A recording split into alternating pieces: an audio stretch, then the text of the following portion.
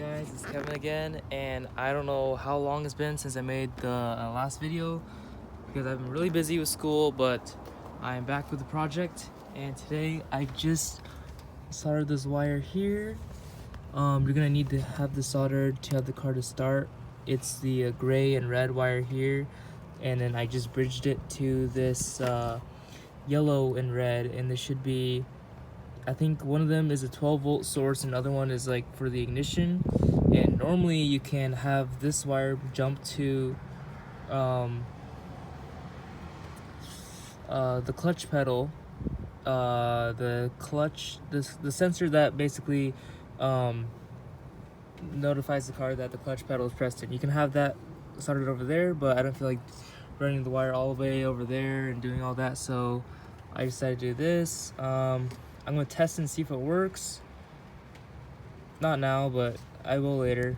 I'm gonna take these up real quick, put this thing back on, and then put the battery back in. And what's next is I'm gonna have to put the drive shaft in and fill up the car with fluids, and then I'm gonna have to custom mount my clutch pedal. So as you can see on the inside, it's kind of the interior is kind of all over the place here. I'm just gonna leave it like this for now. I know it looks hella ghetto, but I just want the car to run and drive first, and then I'll do like the small bits and pieces here after that. I have this bottom piece taken off. It's really easy. It's just disconnect your hood lash cable, and then just one bolt here, I think another bolt there, just a bunch of sensors to unplug. Now I can go under there, start tearing this sound deadening stuff off or whatever, and then I'm gonna look on my 350Z and see where the clutch pedal placement is roughly around, and then I'm gonna start, you know, doing the custom stuff to match it up. And then I'm also gonna have to cut this brake pedal in half because obviously it's, you know, it's way too long, so I just probably cut it along this line here. And yeah. Brake pulled out, and I just unscrewed the nut that was on the end of the cable, and then you take off the little bracket that's holding it in right here, and you just pull it right out.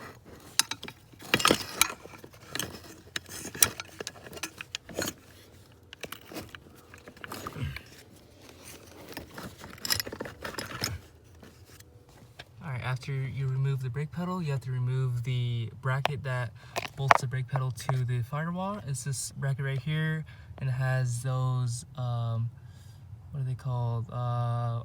Spot welds. And you just take a drill and you just drill each spot weld like that. It's hard to reach the back too, but basically once you drill those out, just take a crowbar and just start at this bottom edge right there. And I was able to get it underneath and pry this off for the most part. You can see it's starting to come off. Basically just keep doing that until it comes off. Alright, now I'm going to install the transmission brace. This is for a manual transmission. They are different from the automatic ones, but you could use the automatic ones if you basically the automatic one has one like this, but you have to cut this bracket out to fit. Instead of doing that, I just went and bought the actual manual transmission one. It wasn't that expensive. Got it for $10. And you should have like a long bolt here. Just goes in like this into that mount.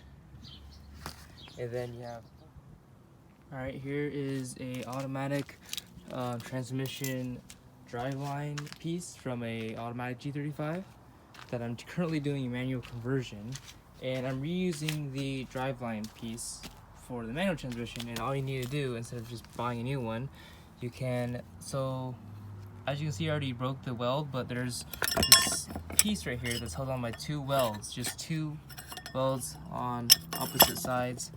And the first one, I just took a drill, because I didn't have a sawzall, or angle grinder, but I had a drill, so I drilled a hole that's pretty deep, and then just hammered it enough to, I could bend it, and it would keep bending it in.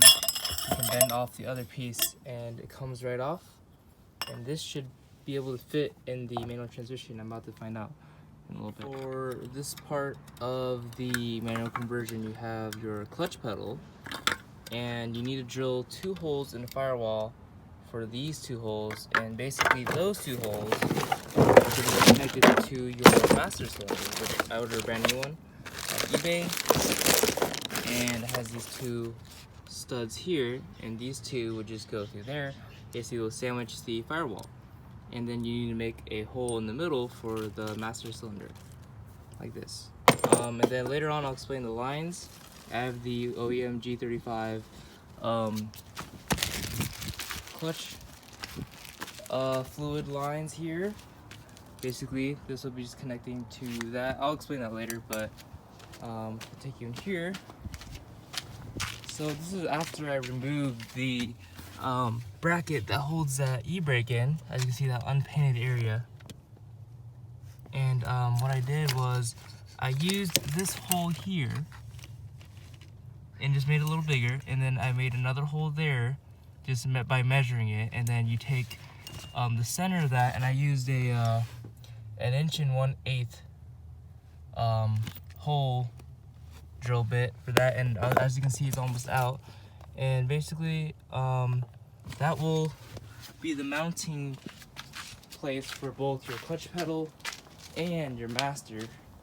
And then the final part, you are gonna figure out a way to mount this top bolt to the card itself, which is gonna be a little challenging. Master cylinder installed here.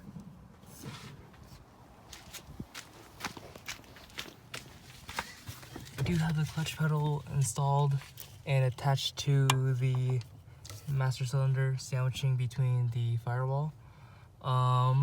There is one more mounting point above right there, as you can see, and I am gonna have to make some sort of custom bracket or something just to restrict it from moving so much.